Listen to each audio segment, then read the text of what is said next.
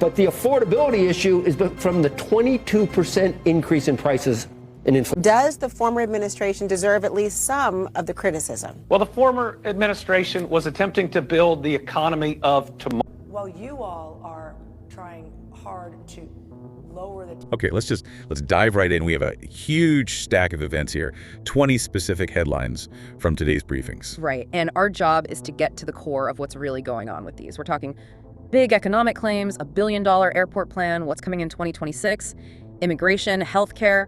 It's a lot. It is a lot. So we're just going to go one by one. Let's get into the debates. Let's do it. First up, the big one.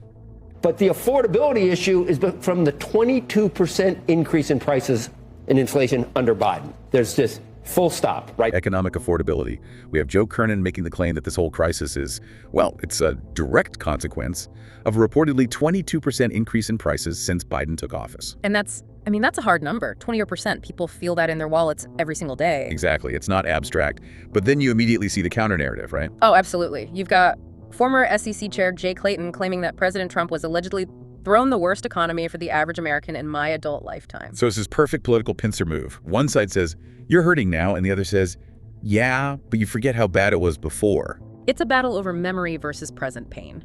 And, that's a conflict we see again and again. Okay, so let's shift gears completely. From inflation to infrastructure. This is breaking news. Phone or iPad, and their parents have them scrolling through it. If you can get your child into a play area, have fun, burn some energy. Secretary Robert F. Kennedy Jr. and Sean Duffy are reportedly rolling out a $1 billion airport upgrade plan. $1 billion with a B.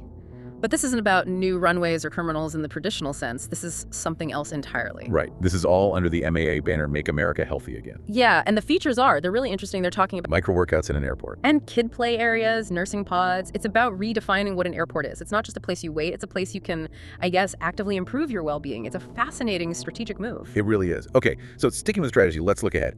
On tips and overtime, there's a max reduction for tips is $25,000. So imagine if you are somebody who uses tips as part of your salary. There are reports that Democrats are allegedly panicked about major Trump policies that are set to hit in 2026. They're calling this the affordability president package, and it's all about timing. It's a masterclass in political scheduling, really. So what's in it? Let's break it down. All right, so reportedly, no tax on tips up to $25,000. No tax on overtime up to $12,500. That's huge for service and hourly workers. It's massive. Then you have a Social Security deduction, no tax on interest for American-made car loans, and big regulation cuts that they're calling the Green New Scam Reversal. Which they claim would lower car costs by, what, $1,000 or $2,000? That's the claim, plus a child tax credit expansion to $2,200, and it's indexed to inflation. The key is that it all kicks in after the next election. It's a long-term play. Wow. Okay, now an issue that ties directly into affordability is housing. When you have over 12 million people coming over our borders unchecked, unvetted, this is straining our housing market from a supply standpoint. HUD Secretary Scott Turner dropped a pretty explosive statistic. Yeah, he did. He's claiming that from 2021 to 2024, there's a reported increase of 6 million in the foreign-born population. And he draws a straight line from that number to the housing crisis. A direct line. He says that's why prices have reportedly skyrocketed and supply just vanished. And then he gets very, very political with it. Saying what? The quote is reportedly, "We need to deport illegals taking houses from the American people." So he's fusing housing policy and immigration policy into one single, really charged issue. That is incredibly direct. Okay, next up we have a moment of, let's call it political theater. Does the former administration deserve at least some of the criticism? Well, the former administration was attempting to build the economy of tomorrow. Democrat Andy Beshear. He was allegedly, and this is a quote, malfunctioning and robotically lying about the Biden economy. Right, this was something to see. So CNN was reportedly pressing him for any concrete successes of the current economic policy. And what did he say? He just kept repeating this one line. The administration was attempting to build the economy of tomorrow. And when they pressed him again? He reportedly said the exact same thing, word for word. It's a classic defensive move, right? If you can't win on the present facts, you pivot to some aspirational, untouchable future. Very true. Okay, from one political assessment to another. Texas is a state where President Trump won by 14 points. She's saying she doesn't need Trump voters for her to win this. Yes, she does. Representative Brandon Gill on Representative Jasmine Crockett, he says she has, quote, zero chance of winning. Yeah, and his reasoning is all about the math, just raw electoral math. In Texas. A state President Trump reportedly won by 14 points. Gill's argument is simple. For her to win, she needs crossover voters, a lot of them. And he's saying her rhetoric has just completely alienated that entire group, making it, mathematically impossible. It's a reminder that what plays on the national stage doesn't always translate to a statewide race, especially in a state like Texas. Exactly. All right, speaking of difficult conversations, there's some media tension here. It doesn't seem to be moving because I think, when we were trying to get him on and there was more or less the... Joe Kernan says Speaker Mike Johnson is allegedly refusing to come on his show. Yeah, and the condition is Johnson won't come on until he has a health care plan ready to go. And Kernan's little aside was pointed. Oh, implying the plan isn't ready and maybe never will be. So is the speaker just being smart, avoiding a tough interview? Or is he stalling? That's the question, isn't it? The optics aren't great either way. Okay, let's pull back to the bigger electoral picture. Locality by locality by locality. What you see is these huge shifts in these heavily Hispanic neighborhoods of Miami again. We have some pretty significant data from in 10. It suggests President Trump has allegedly, and the word used is hemorrhaged, Latino support this year. Hemorrhaged is a strong word, but the numbers seem to back it up.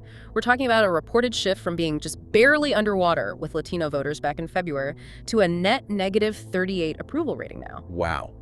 That is a free fall. It's a huge drop in that short a time. For a demographic that's so crucial in states like Arizona, Nevada, if that number is real and it holds, that's a massive, massive problem for the campaign. No kidding. Okay, a very serious policy proposal next. America, let's put it up now. In America, 59% would support a similar ban here in the United States. Is this coming? This is from Senator Katie Britt, Republican from Alabama. She wants a ban on social media for kids under 13. And this is coming from a place of real concern about mental health. She's citing the data, reports that show kids from 13 to 17 feel more negative and depressed after being on these platforms. So her solution is a ban under 13, but she wants to raise the age to 16 ideally. Right, but there's another part to it that's maybe even more important. She also wants to prohibit companies from using algorithms to push targeted content to anyone under 17. So that gets at the manipulation aspect, not just access. Exactly. And she used some really strong language, reportedly calling Congress's inaction on this feckless. She's clearly passionate about it. You can tell. Now, While you all are trying hard to lower the temperature, lower the rhetoric, you have somebody... speaking of language, let's turn to Governor Spencer Cox. He took a very careful position on Congresswoman Omar. He did. It was a bit of a tightrope walk. He said he disagrees with her. He thinks she should be voted out. But, and this was his main point, it has to be done without attacking her religion or her race. So he's trying to set a standard for civil discourse. Yes. And then he used that exact point to pivot and criticize President Trump, saying the president is allegedly not interested in uniting the country. So he's trying to do two things at once. Call for Omar's defeat on policy while calling out a leader in his own party on tone. That's a tricky position to hold. Now, let me tell you, black people love Trump. I got the biggest vote. I got the biggest vote with... we have a direct quote from President Trump on black voters. We do, and it's pure Trump. He said, quote, "Let me tell you, black people love Trump. I got the biggest vote. I got the biggest vote with black people. They know a scam better than anybody." They know a scam better than anybody. That's the key phrase. He's trying to build a bridge there. He's taking his own narrative that all the investigations against him are a scam and trying to connect it to the historical experiences of black Americans. It's a very calculated appeal. Okay, back to the economy. Speaker Mike Johnson.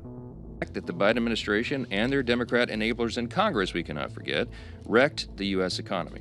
That's what happened. And we had to... He's asserting that the facts about the economy are, quote, undisputed. Which is, a classic rhetorical move. He's trying to shut down the debate before it even starts. And his attack is? His attack is that Democrats allegedly broke the economy, and now they want to lecture to the American people about affordability. By saying the facts are undisputed, he's painting a really simple picture. All the blame for high prices goes to the other side, period. It's simple, and for many... Well, look, it's an important principle. The Republicans always stand by the Hyde provisions. It's been a tradition in our law forever. Probably very effective messaging. Absolutely. Staying with the speaker, there was a crucial question about his health care package. Will it include pro-life provisions? And he reportedly confirmed, yes, it will.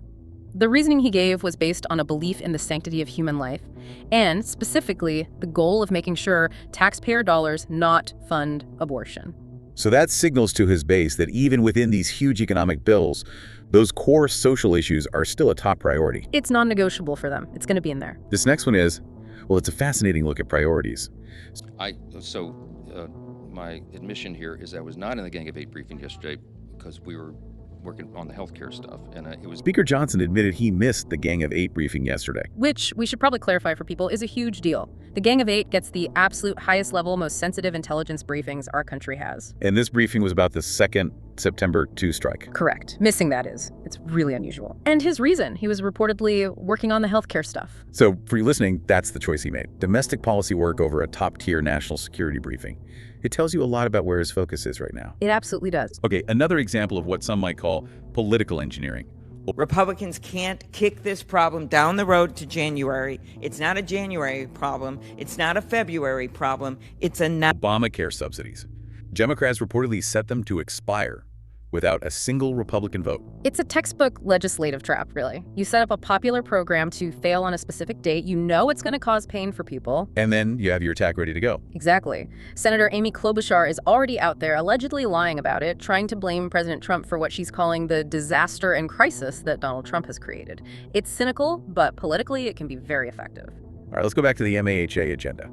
Really today is about the next step in making America healthy again, in addition to those waivers, and that is talking about regeneration. This is a massive spending item.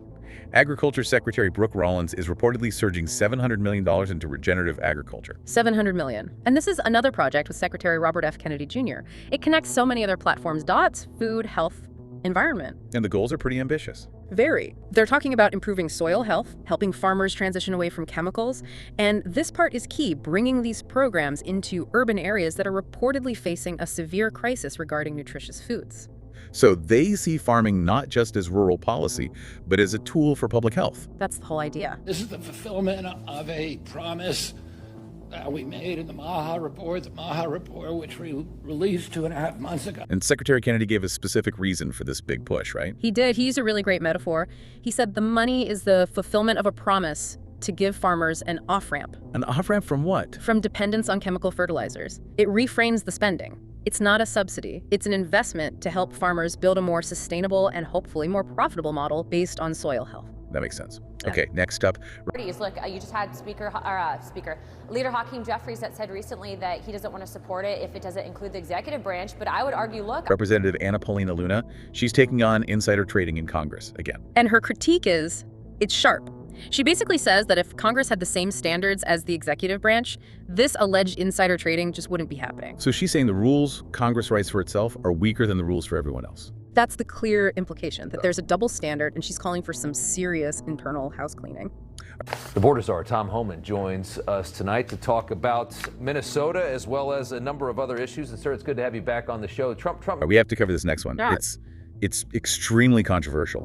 Border czar Tom Homan has allegedly confirmed that Homeland Security is actively investigating Representative Ilhan Omar. Yes, and the claims at the heart of this they're severe. We're talking about an investigation into her potentially illegal presence and alleged immigration fraud. Specifically, the long-standing allegation that she reportedly married her brother. That is the core of it. And Homan's quote shows how intensely they're pursuing this. He said, "We're pulling the records. I'm running it down this week." We also have to note the rhetoric around this. The source material included the statement, "Send her back with all the other America-hating Somalis." Right. And we report that impartially to show the sheer political heat and pressure that's driving this entire investigation. It's incredibly charged. Incredibly. Okay, our final event for today. It kind of ties a bow on all the political drama.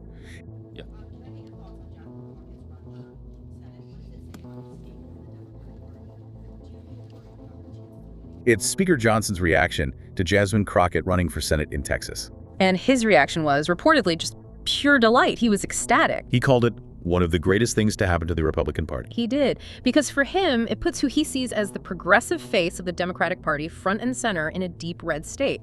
He thinks she, along with Mamdani, becomes the perfect foil, the perfect target for his party to run against. So in his view, her campaign is a political gift. A tremendous gift. That's exactly how he sees it. So if this kind of analysis, separating the strategy from the noise, is something you value, please subscribe, leave a review, share it. It's really the only way we can improve the conversation in this country. Thank you for listening.